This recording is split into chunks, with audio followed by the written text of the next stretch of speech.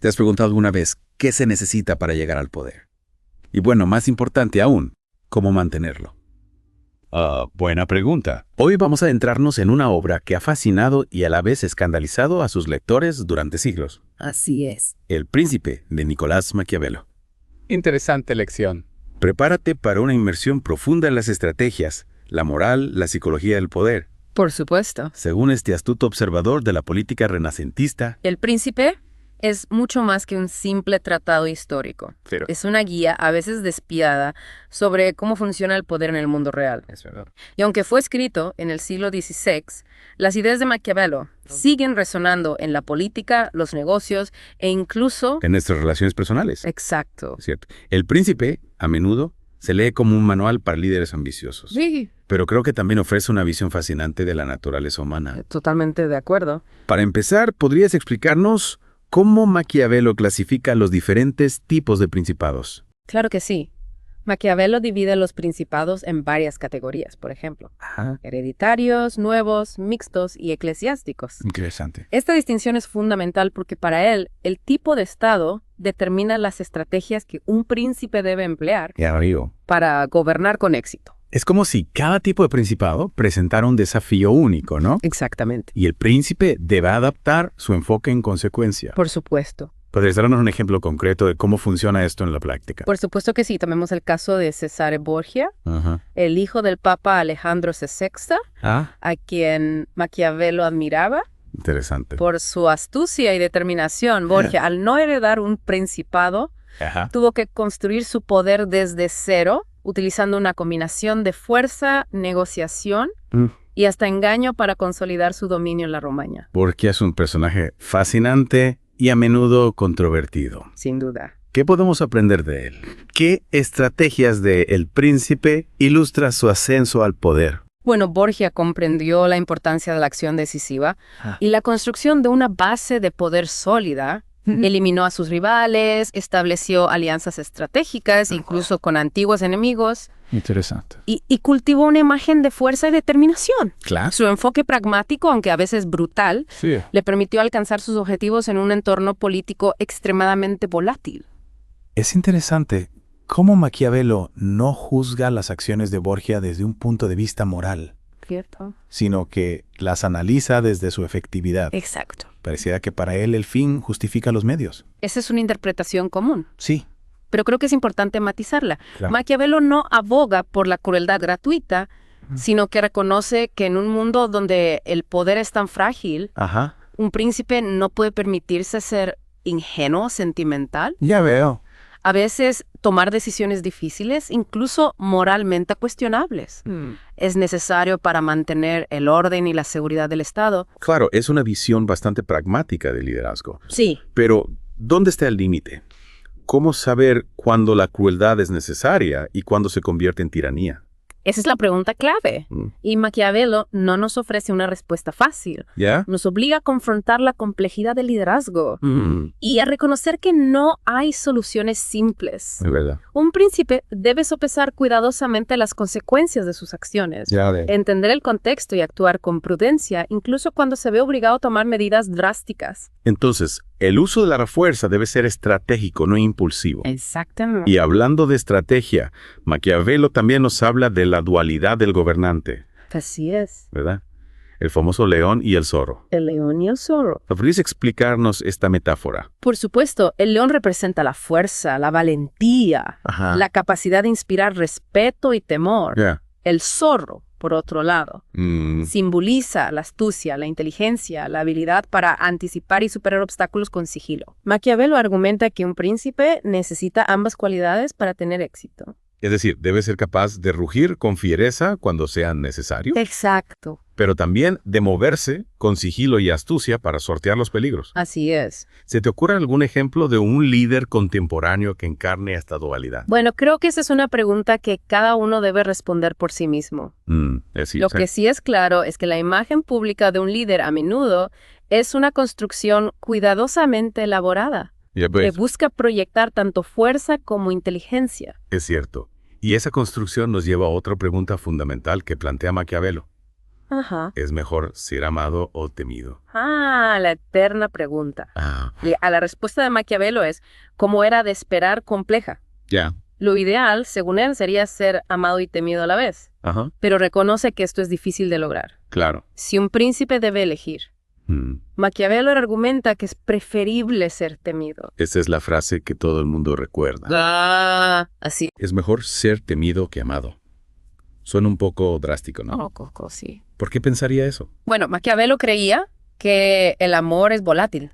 Las lealtades pueden cambiar fácilmente. Ya veo. El miedo, por otro lado, Ajá, es un motivador más poderoso y duradero. claro. Un príncipe que infunde temor en sus súbditos. Tiene más probabilidades de mantener el control y evitar rebeliones. Pero no hay un riesgo de que el miedo se convierta en odio. Por supuesto. De que un gobernante demasiado temido termine generando más enemigos que aliados. Es un riesgo, sin duda. Claro. Y aquí Maquiavelo nos recuerda la importancia de la prudencia. Ya. El miedo debe usarse con inteligencia, Ajá. no con crueldad gratuita. Un príncipe debe ser capaz de inspirar respeto y obediencia sin caer en la tiranía. Es como caminar por la cuerda floja, ¿no? En cierto modo, sí. Mantener el equilibrio entre el miedo y el respeto, la fuerza y la astucia. Exactamente.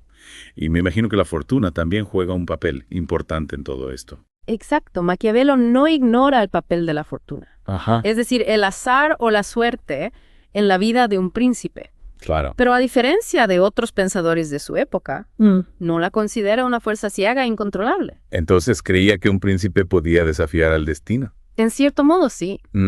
Maquiavelo argumenta que un príncipe con virtud, Ajá. es decir, con habilidad, talento y determinación, Ya veo. puede influir en la fortuna o al menos mitigar sus efectos negativos Claro. y aprovechar las oportunidades que se le presenten.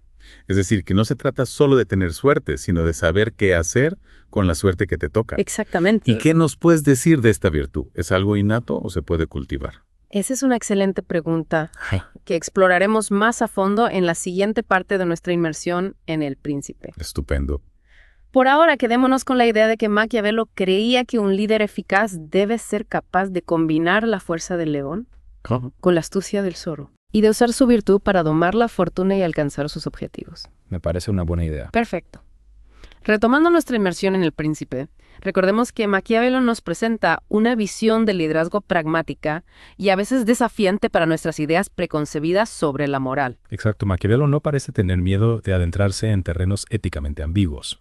Por ejemplo, mencionaste la virtud al final de la primera parte. ¿Cómo se relaciona este concepto con la moralidad en el liderazgo?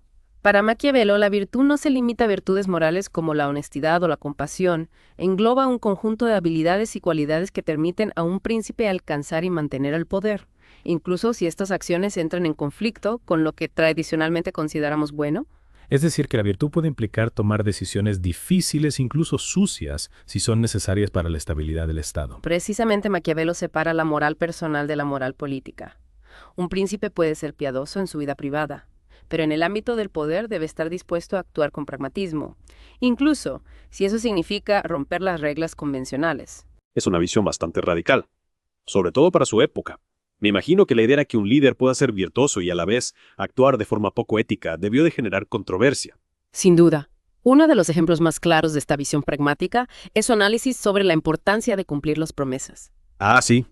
El famoso capítulo donde Maquiavelo parece sugerir que en ciertas circunstancias un príncipe puede romper su palabra.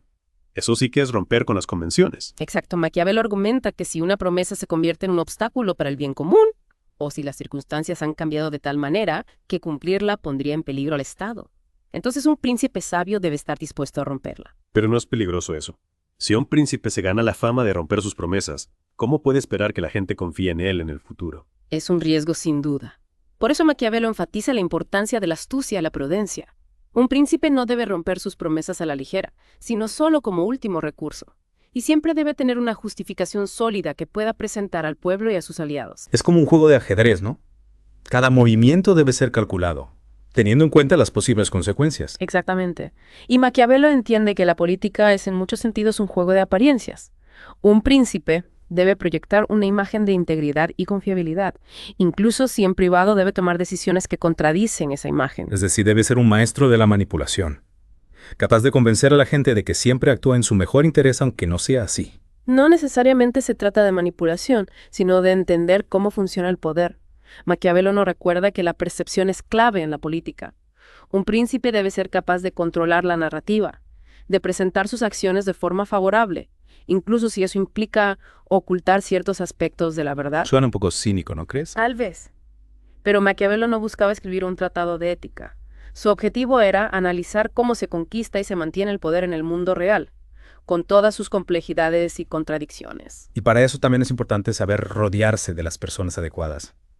¿Qué nos dice Maquiavelo sobre la elección de consejeros y ministros? Maquiavelo dedica un capítulo entero a este tema, destacando la importancia de elegir consejeros que sean leales, competentes y sobre todo honestos. Honestos, dices.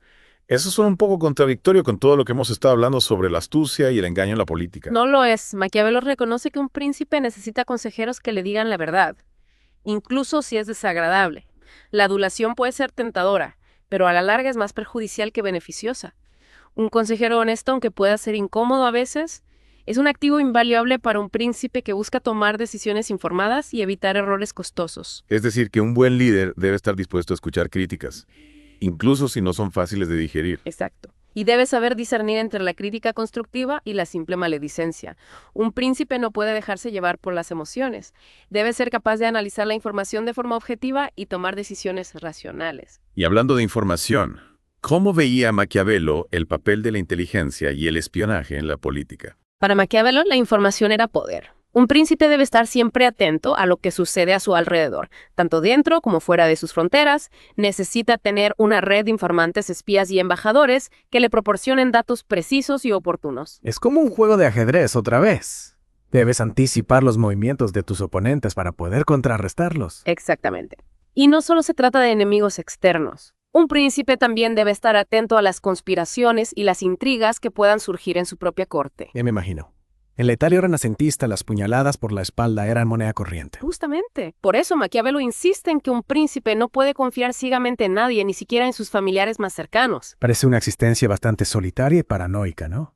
Siempre sospechando de todos, incluso de los que te rodean. Puede serlo sin duda. Pero Maquiavelo no ofrece una receta para la felicidad personal, sino una guía para la supervivencia política. Y en un mundo donde el poder es tan codiciado y tan difícil de mantener, la paranoia puede ser una estrategia de supervivencia eficaz. Entonces, según Maquiavelo, un príncipe debe ser un maestro de la estrategia, un experto en relaciones públicas, un juez de carácter implacable y un paranoico profesional. Bueno, tal vez no lo diría en esos términos, pero ciertamente Maquiavelo nos presenta una visión del liderazgo que es compleja, desafiante y a veces incómoda. Sin embargo, El Príncipe sigue siendo una obra fundamental del pensamiento político. ¿Por qué crees que es así? Porque Maquiavelo no nos ofrece respuestas fáciles, sino que nos obliga a confrontar las preguntas difíciles. Nos hace reflexionar sobre la naturaleza de poder, los límites de la moral y la complejidad del liderazgo en un mundo donde la supervivencia está en juego. Y eso es algo que sigue siendo relevante hoy en día, tanto en la política como en otros ámbitos de la vida. Quizás por eso El Príncipe sigue generando debate y controversia incluso siglos después de su publicación. Exactamente. Las ideas de Maquiavelo, aunque a veces incómodas, nos desafían a pensar críticamente sobre cómo funciona el poder y a cuestionar nuestras propias ideas sobre la moral y el liderazgo. Y hablando de desafíos, Maquiavelo también dedica una parte del Príncipe a analizar la importancia de las fortalezas y las fortificaciones. ¿Cómo se relaciona este tema con el resto de su obra? Para Maquiavelo, la seguridad es fundamental para la supervivencia de un Estado. Las fortalezas representan la capacidad de un príncipe para defender su territorio y proteger a sus súbditos de amenazas externas. Pero las fortalezas no son solo muros y torres, ¿verdad? Exacto, Maquiavelo va más allá del aspecto físico de las fortalezas y las ve como un símbolo del poder y la determinación de un príncipe. Una fortaleza bien construida no solo protege de ataques, sino que también proyecta una imagen de fuerza e invulnerabilidad. Es decir, las fortalezas tienen un valor simbólico tan importante como su utilidad práctica. Es una forma de disuadir a los enemigos y de inspirar confianza en los aliados. Precisamente. Y este tipo de análisis que va más allá de lo literal es lo que hace a Maquiavelo tan fascinante. Y aunque no estamos construyendo castillos en la actualidad, la idea de la fortaleza sigue siendo relevante. Sin duda. En el mundo moderno, la fortaleza puede tomar muchas formas. Una economía sólida, un sistema legal robusto, una sociedad cohesionada o incluso una imagen internacional poderosa. Todas estas son formas de protegerse de las amenazas y asegurar la supervivencia. Entonces, la virtud de un príncipe no solo se manifiesta en sus acciones, sino también en su capacidad para construir fortalezas que protejan su estado y su legado. Pero creo que hay otro elemento clave que no hemos mencionado todavía: la fortuna.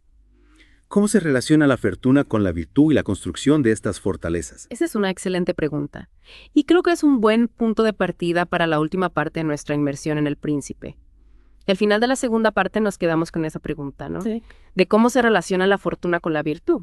En la visión de Maquiavelo. Exacto. Es un tema fascinante, porque nos obliga a pensar en la interacción entre el azar y el control humano. A lo largo de El Príncipe, Maquiavelo nos presenta a líderes astutos, calculadores, que parecen tenerlo todo bajo control. Pero ¿qué pasa cuando el destino les juega una mala pasada? Buena pregunta.